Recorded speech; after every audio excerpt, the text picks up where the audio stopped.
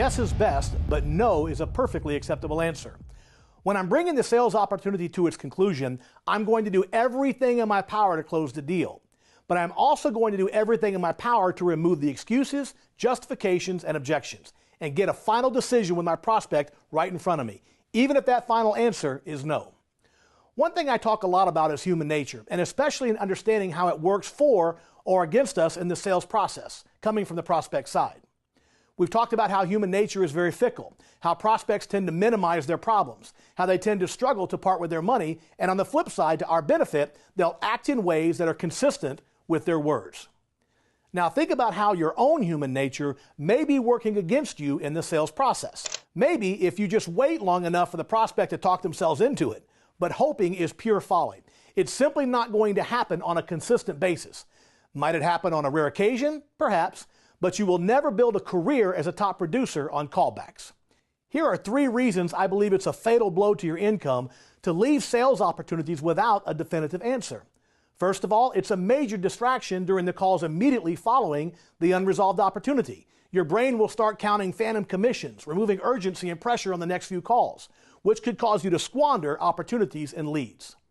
Number 2, relationships only get weaker with the passage of time.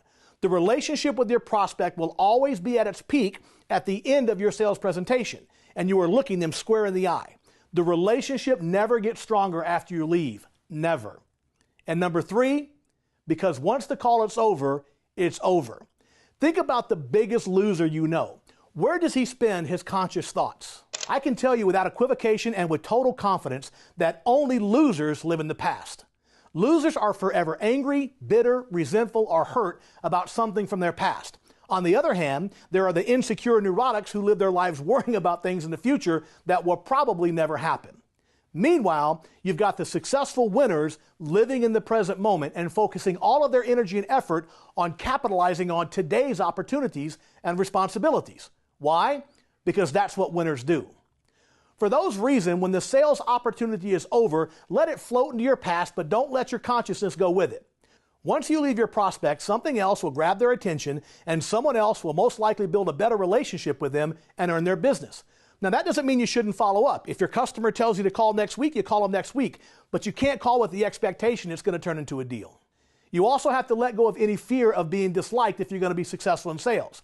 To become a top producer, you've got to have a strong sense of self. You got to be able to perform under tension and stress. Be self-confident enough that you're not desperate to be liked. Get comfortable with the uncomfortable. Don't be afraid to ask the tough questions. I want to share with you a story about a young man who had great sales potential but never fulfilled the potential because he had a desperate need to be liked. We're going to call him Fred.